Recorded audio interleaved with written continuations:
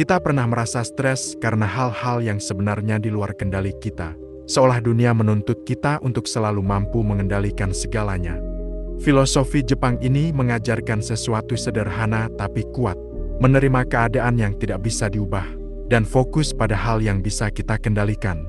Menurut penelitian psikologi sosial di Jepang, orang yang terbiasa menerima realitas apa adanya memiliki tingkat stres lebih rendah dan kepuasan hidup lebih tinggi.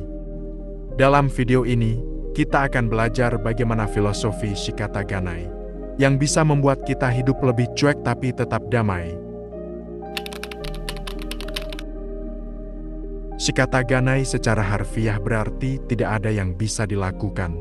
Tapi sebenarnya filosofi ini lebih dari sekedar kata-kata. Ini adalah cara hidup yang mengajarkan kita menerima hal-hal yang tidak bisa diubah, tanpa menghabiskan energi untuk melawan atau mengeluh. Bayangkan situasi sehari-hari, macet panjang di jam sibuk, komentar negatif dari orang yang tidak kita kenal, atau rencana yang gagal karena faktor di luar kendali kita.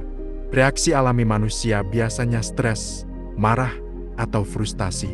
Tapi orang Jepang, melalui filosofi Shikataganai, belajar untuk menahan reaksi emosional itu. Mereka menerima kenyataan dengan tenang dan memilih fokus pada apa yang masih bisa mereka kendalikan.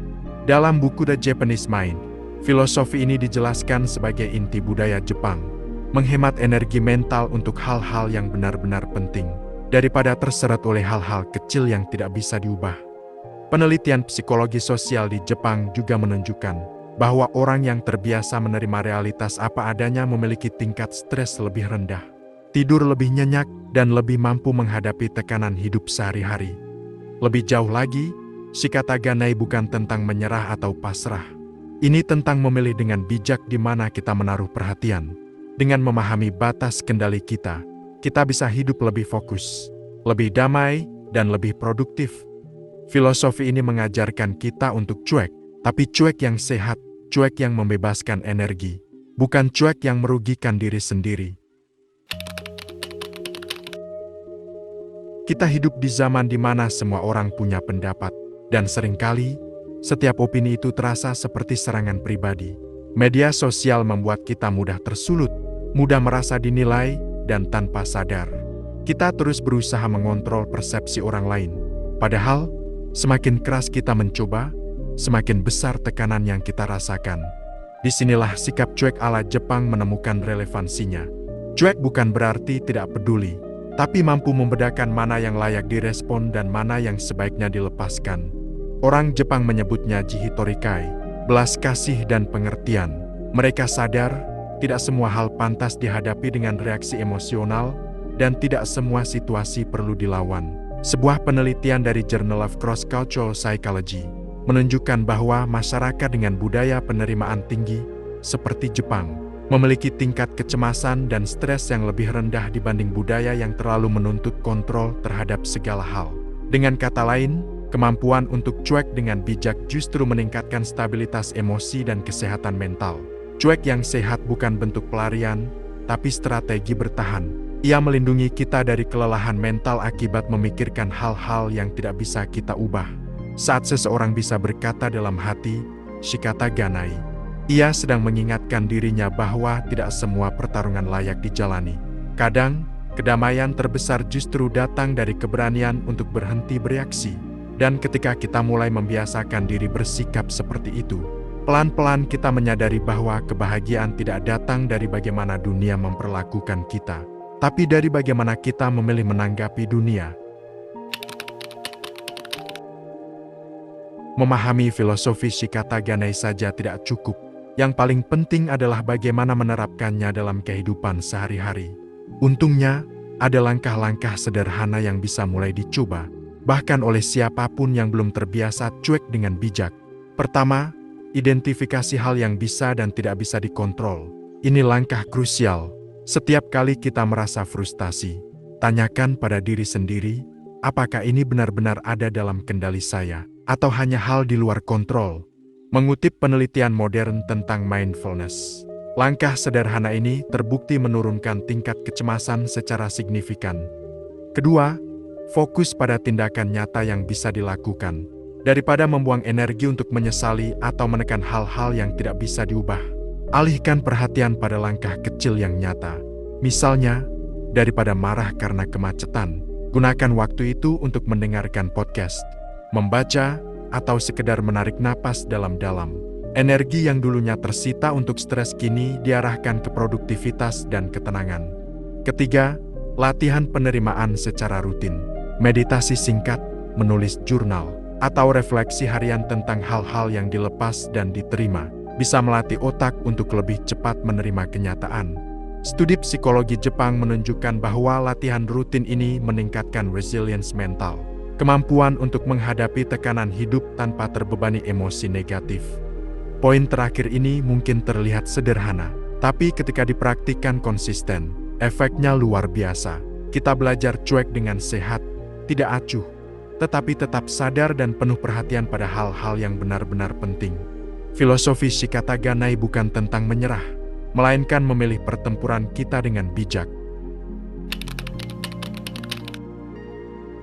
Salah satu cara terbaik memahami filosofi Shikataganai adalah melihat langsung bagaimana orang Jepang menjalani kehidupan sehari-hari.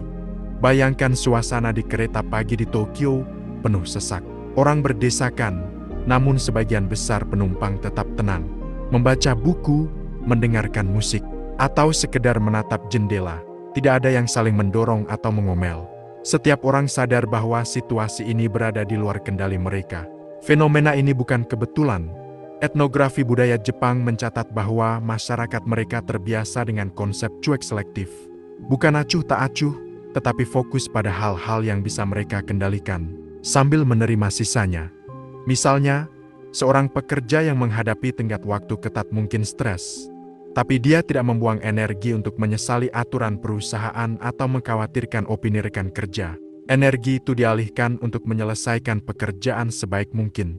Dalam penelitian oleh Journal of Japanese Studies, budaya penerimaan realitas ini dikaitkan dengan tingkat stres yang lebih rendah, tidur yang lebih baik, dan kepuasan hidup yang lebih tinggi dibanding masyarakat dengan budaya terlalu menuntut kontrol.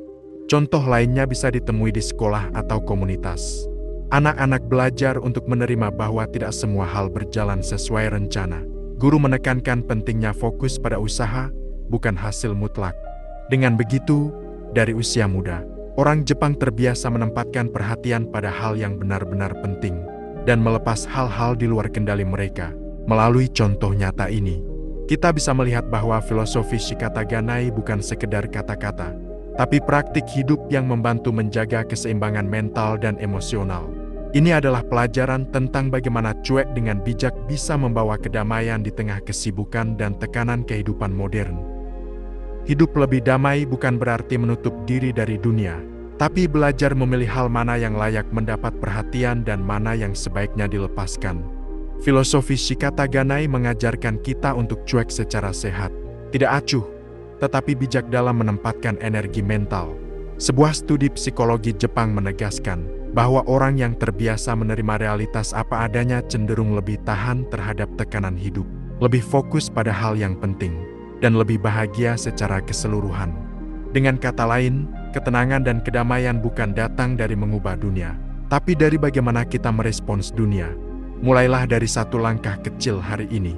Lepaskan satu hal yang tidak bisa dikontrol. Biarkan diri merasakan kelegaan yang muncul. Saat kita konsisten melatih ini, hidup terasa lebih ringan, lebih fokus, dan setiap hari menjadi sedikit lebih damai. Kalau kamu merasa filosofi Shikataganai ini berguna, dan ingin belajar lebih banyak cara hidup lebih tenang ala Jepang, jangan lupa subscribe untuk video-video berikutnya. Tekan like kalau video ini membantu, dan share ke teman atau keluarga yang mungkin butuh sedikit ketenangan dalam hidup mereka. Setiap langkah kecil menuju ketenangan itu berharga, dan dengan saling berbagi, kita bisa belajar bersama.